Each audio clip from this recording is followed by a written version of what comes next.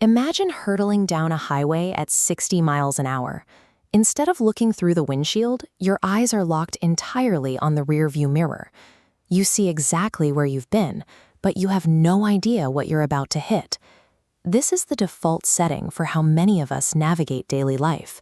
We steer our current decisions using the grainy footage of past habits, childhood fears, and assumptions that stopped being accurate years ago.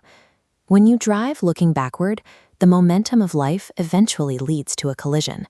This manifests as repeating the same self-sabotaging mistakes or burning through emotional energy just to stay afloat in a reality that feels aimless. As long as the past is the primary tool used to steer the present, a sense of deep, persistent unhappiness becomes the predictable result. This illustration maps out the Hermetic principle: as above, so below; as within, so without. The central wheel divides the internal realms from the physical landscape below, treating human psychology as nested layers. These higher architectures serve as blueprints for our physical experience. Think of these blueprints as mental maps. These internal schemas, your deepest beliefs and automated reactions, shape how you perceive and interact with the physical world around you. To stop the cycle of recurring failures in the real world, you have to address the internal source. You have to dismantle and redraw the map inside your head. We can visualize this process as a closed-loop system made of 3 parts: the universal mind at the top, your personal mind in the middle, and your physical body at the bottom. The above, the universal mind, is the source of raw possibility. It provides the initial sparks of inspiration and the sudden awareness of a new direction. Next is the within.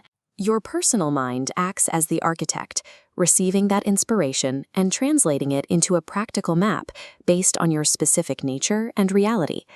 Finally, there is the without. Your physical body is the vehicle that acts out the mind's map through movement and behavior. When inspiration, mental mapping, and physical action are in alignment, the system functions smoothly. Friction occurs when there is a disconnect between these layers, often resulting in the chronic dissatisfaction we struggle to explain.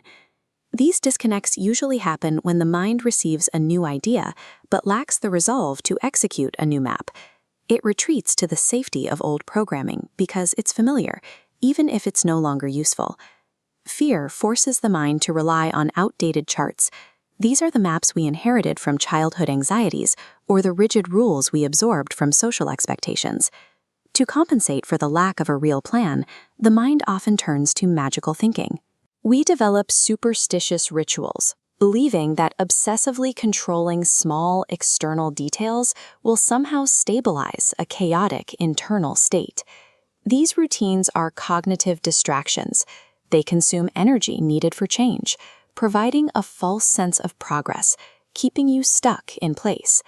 A free person moves past these distractions. They focus on simple, direct action aimed at a specific result. This requires rigorous self-awareness. You have to observe your own mind closely enough to identify exactly where your fear-based automated programming begins to steer. Changing the map involves the courage to overwrite old neural pathways. You do this by deliberately experimenting with new behaviors, even when the old programming is screaming at you to stop. When you update the internal map, the within, your physical actions and behaviors naturally shift to match.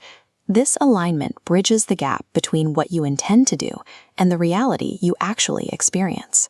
But how can we tell if the new map we've drawn is actually more accurate than the old one? The body provides the answer through the metric of joy. This isn't just a fleeting mood, it is a biological feedback mechanism. Joy is the physical without, signaling that the within is finally working in tandem with the above. It is the sign that the system is no longer fighting itself. To reach this state, we have to treat the rearview mirror as a tool for reference, not the steering wheel.